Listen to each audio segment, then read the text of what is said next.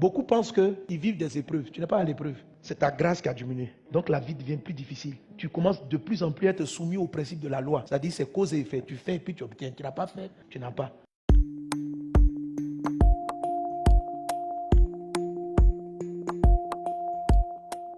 Très souvent, on n'a pas la mémoire de nos erreurs.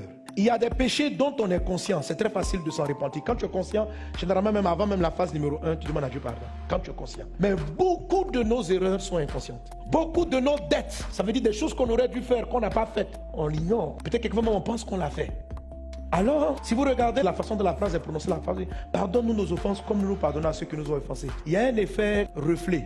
Pardonne-moi comme je pardonne. Il y a un effet reflet. C'est cet effet reflet là que j'appelle le miroir. Alléluia. La Bible en effet nous présente la parole de Dieu comme étant un miroir. Dans le livre de Jacques chapitre 1 verset 22, il est dit « Mettez en pratique la parole et ne vous bornez pas à l'écouter en vous trompant vous-même par de faux raisonnements. Car si quelqu'un écoute la parole et ne la met pas en pratique, il est semblable à un homme qui regarde dans un miroir son visage naturel et qui après s'être regardé s'en va et oublie aussitôt quel il était. » Alors la parole de Dieu dit, la parole de Dieu ne te borne pas à l'écouter.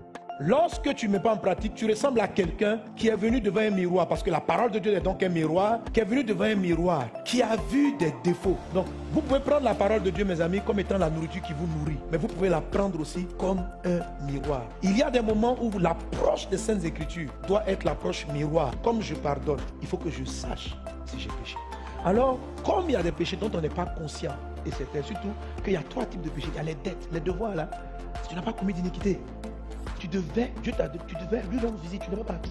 Tu as blessé une personne, tu n'en es pas conscient. Toi-même, tu n'es même pas conscient que ce qu'il t'a dit là t'a frustré. Tu ne sais pas que tu as encaissé une offense. Donc il y a d'autres choses qui ne sont pas l'iniquité, comme commettre d'impudicité, mentir, voler, mais qui sont plus subtiles. C'est la raison pour laquelle quand vous arrivez à la phase 6, notre Père qui est aux cieux, quand vous arrivez à la phase 6, vous devez dire au Saint-Esprit, sonde mon cœur, juge-moi, regarde mon cœur et dis-moi, est-ce que j'ai fait du mal à quelqu'un?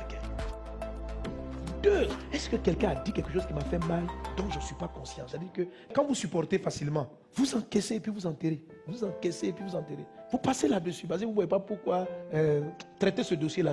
Vous avez besoin que vous ayez une perte de temps. Et vous enterrez. Il y en a qui ont enterré plein de souffrances. Ils ont creusé son bide, ils ont creusé son bide, ils ont creusé, ils ont déposé dans le cœur.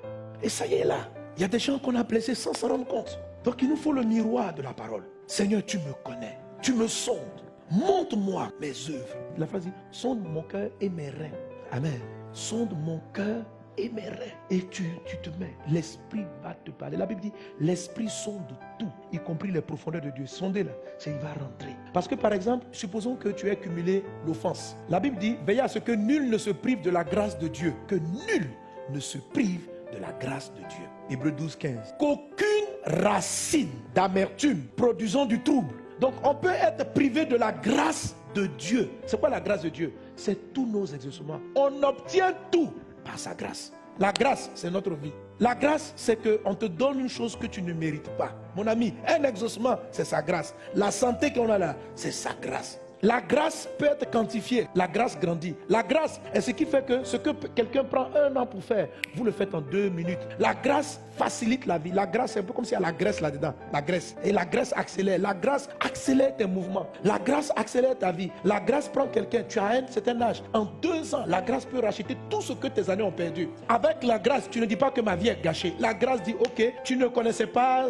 qui était Dieu. Tu as fait des erreurs dans ton passé. Ma fille, je te fais grâce. Et puis, il restaure tout. On dit, Dieu, pourquoi tu fais? Il dit, j'ai décidé. Je n'ai de compte à rendre à personne. C'est ce qu'on appelle la grâce. La Bible dit que c'est par l'abondance de la grâce que nous régnons. C'est-à-dire qu'un chrétien, il comprend que tout est grâce. Son salut, c'est par la grâce. Ses exaucements, c'est grâce. Sa marche, c'est la grâce. C'est-à-dire, il n'a pas mérité, Dieu lui donne par faveur. Amen. C'est très important. Mais la Bible dit, Luc 2, 52 dit, Jésus croissait en grâce, en sagesse et en statut. Donc on peut croître ou décroître. Et Hébreux 10, 12 nous dit, veillez à ce que nul ne se prive de la grâce. Donc Dieu peut envoyer sa grâce, mais toi-même tu peux te priver. Et qu'est-ce qui prive de la grâce? Il va citer à peu près 3 choses. Il dit ceci, les racines d'amertume. Après il va dire l'impudicité, j'ai déjà parlé de ça. Ou bien le fait d'être profane comme Ésaü. Et puis il va dire, Ésaü a demandé après à Dieu de le bénir. Ça n'a pas marché. Ok? Parce qu'il n'a pas traité avec l'offense. Quand je dis offense ici, c'est ce qui est dans le cœur. Et regardez ce qu'il dit. La Bible dit, veillez à ce que nul ne se prive de la grâce de Dieu, qu'aucune racine d'amertume. La racine de l'amertume, ce n'est pas l'amertume. C'est la partie qui est cachée dans le cœur. Une racine n'est pas visible. Une racine est sous le sol. Et une racine donne un arbre. L'arbre donne des branches avant qu'on voit le fruit. Le fruit là, c'est l'amertume. Quand on dit la racine du pommier, veillez à ce que nul ne se prive de la grâce de Dieu, qu'aucune racine de pommier. Tu comprends? Quand on dit la racine du pommier ou la racine de l'amertume, ce n'est pas l'amertume. C'est ce qui va finir par donner un arbre qui va donner après l'amertume. Qu'est-ce qui amène une personne à devenir amère? C'est la frustration. Est-ce que tu peux être là comme ça? Quelqu'un ne t'a rien fait. Et puis tu dis, quand je le vois, je suis amer. Je dis, pourquoi? Je suis amer. Il m'énerve pour rien. Non. C'est pas possible. Ce qui se passe, c'est qu'il y a des choses qu'on trouve banales, qu'on enterre dans notre cœur. C'est pourquoi on appelle ça les racines. Et puis la chose est tapie. Il y a des expériences qu'on vit. Quand on dit on devient amer, souvent c'est des expériences, c'est des chocs. On a des décès, on ne comprend pas. Souvent même c'est Dieu même qui nous a offensés. C'est vrai. Un jour moi je suis parti, j'ai fait un baptême. Quand on a fini de faire le baptême, un des frères qu'on a baptisé nageait dans l'eau et puis il s'est noyé. Je n'ai pas compris pourquoi Dieu a permis ça. Donc quelque part dans mon cœur, je ne me rendais pas compte. J'avais une petite racine d'amertume contre Dieu. Mais j'étais là, tu es Seigneur, alléluia. Et ça m'a fait trop mal. Après ça, je ne voulais plus baptiser. Je ne voulais plus baptiser. Il y a des fois, vous avez perdu un parent, un frère. Vous ne savez pas comment la chose s'est produite. Vous dites, bon, comme tu es Dieu là, j'accepte. Tu viens toujours à l'église. Mais la racine, là, si tu ne l'as pas traitée, 20 ans plus tard, tu ne vas plus prier. C'est les racines d'amertume qui font qu'on baisse la vie de prière. Je vous dis là, c'est ça. C'est-à-dire que c'est les petites frustrations là qui font qu'à un moment donné, quelque chose produit. Tu dis, mais à quoi ça sert de prier? Je prie, le gars il est mort. Pourquoi j'ai prié pour un malade encore? Donc, les racines là, elles finissent par donner leurs fruits. Au début, quand la racine arrive, non, tu es trop convaincu que tu ne vas pas arrêter. Mais c'est au fur et à mesure. Quand l'arbre apparaît, tu dis, c'est quel arbre? Tu dis, ma faiblesse va passer. Après, ça donne une branche. Et puis un jour, le fruit apparaît. Paresse, lourdeur, fatigue. Il faut traiter avec les racines. Les racines, c'est pourquoi on parle de sondage. Sonder. Une sonde va dans les profondeurs pour aller attraper le mal. Et la Bible dit, l'Esprit Saint sonde tout. C'est la raison pour laquelle quand vous arrivez à la phase 6, vous devez venir voir le miroir. Seigneur, toi qui sondes, mire-moi. Et c'est pourquoi il dit, nous tous, qui le visage découvert, c'est-à-dire sans habit, j'enlève tous.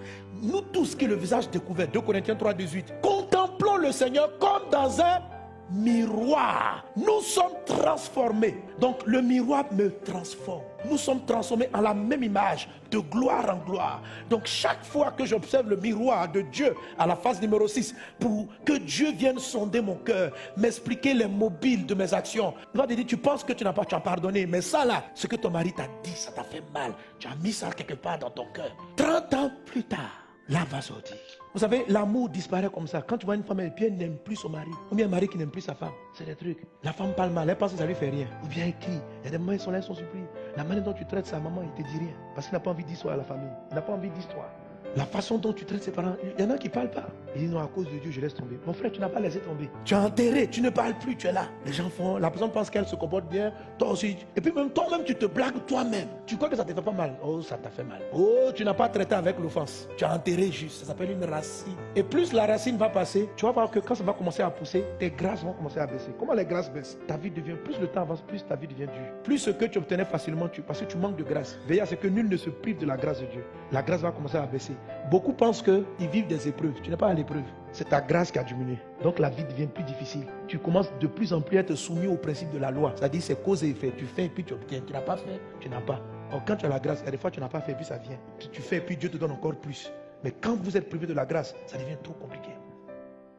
Or ce qui prive de la grâce, ce n'est pas l'amertume. C'est d'abord la racine de l'amertume. Que Dieu te délivre de toute racine d'amertume. Donc quand tu arrives à la phase 6, Seigneur, tu me connais. Sonde mon cœur, sonde mon âme. Comment on traite? Quand il te montre qu'en fait, tu n'as pas cette histoire-là, tu ne l'as pas vraiment traitée, tu vas la traiter simplement. Il va te montrer la voie. Il va te montrer. Il va te montrer. Il va quand il enlève les racines, mais tu vas te rendre compte que ta vie redevient accélérée. Les faveurs sont là. Les portes s'ouvrent de tous côtés. Parce que non, la vie chrétienne, elle est trop intéressante. Mais on ne se rend pas compte que chaque petit coup qu'on prend dans la vie réduit. Vous savez où nous sommes arrêtés ici? Beaucoup sont des anciens chrétiens. Mais on est déjà des blessés de guerre, les cœurs ici là. Frère, si je demande tout de suite là, qui a beaucoup de racines d'amertume? Levons nos mains, nous tous qui avons beaucoup de racines. Sois honnête, frère. Bon, moi quand même je traite beaucoup. Mais je me suis rendu compte, alléluia, mais il faut venir devant le miroir. L'esprit ne te montre pas toi à la fois. Chaque prière, il vient mettre le doigt. Et je te montrerai encore d'autres manières comment faire le miroir. La dernière fois, l'esprit t'explique, il te dit, une fois il m'a fait ça. Je ne sais pas si Pasteur Péguy s'en souvient. Il m'a dit, vois tes frères et puis demande-leur ce qu'ils pensent de toi. Comment ils voient ta vie chrétienne. Vous savez, tu crois que tu te connais, mais Dieu a fait en sorte qu'il y a des parties de ton corps. S'il y a un défaut, tu ne les vois pas. Si quelque chose est sur ton dos, tu ne le sais pas. Il y a des personnes qui ne savent pas qu'ils transportent un esprit même d'impudicité. On dit, je tombe jamais. Mais quand on te voit, les gens sont bizarres. Ce n'est pas devant toi, c'est dans ton dos. Ou bien c'est au milieu de tes dents. Ouais. En fait, le miroir, c'est de vous confronter à votre véritable image. Alors, quelquefois, l'esprit t'amène et dit, ce que je t'explique, tu ne peux pas comprendre. Parle à tes frères. Et puis, demande-leur comment vous me voyez. Et tu vas te rendre compte que tu penses être travailleur, maintenant qu'ils voient la paresse. Tu penses être humble, maintenant qu'ils voient l'orgueil. Quand tu vois ça se répète 2 ou 3 fois, tu as au moins 2 témoignages. Fais très attention. Viens devant Dieu et puis regarde. C'est-à-dire que quelqu'un te dit, il y a une tache sur ton dos, il y a un excrément sur ton dos. Tu dis, oh frère, moi je suis un gars trop propre. Je viens de me laver tout de suite, regarde, je suis propre. Les gens racontent n'importe quoi. Mais quand tu passais sous l'arbre là, il y a un oiseau qui a fait quelque chose, c'est tombé ici. Et c'est pas toi qui vas le voir. Toi tu es là, tu marches, tu fais le malin. Regardez-moi, je suis beau. Si tu ne viens pas devant le miroir, il y a des péchés qui atteignent votre vie sans que vous en soyez conscient. Quand tu sondes ton cœur, il va te montrer que tu as parlé à telle personne par orgueil. Tu dis, c'est orgueilleux. Je pensais que je t'avais dit, c'est l'orgueil. Et l'esprit va nous dire, pourquoi tu as parlé comme ça à la personne? Il va dire que tu étais mu par la colère. Et puis il traite et puis il enlève. Si vous faites la phase 6, vous finissez votre prière propre. Le ciel est ouvert. La grâce n'a plus aucune limite. Et votre exaucement arrive à vous sans problème. Que Dieu vous bénisse abondamment. Que sa faveur soit avec toi. Que la grâce surabonde dans ta vie. On va prier le Seigneur. On va prier le Seigneur. Amen.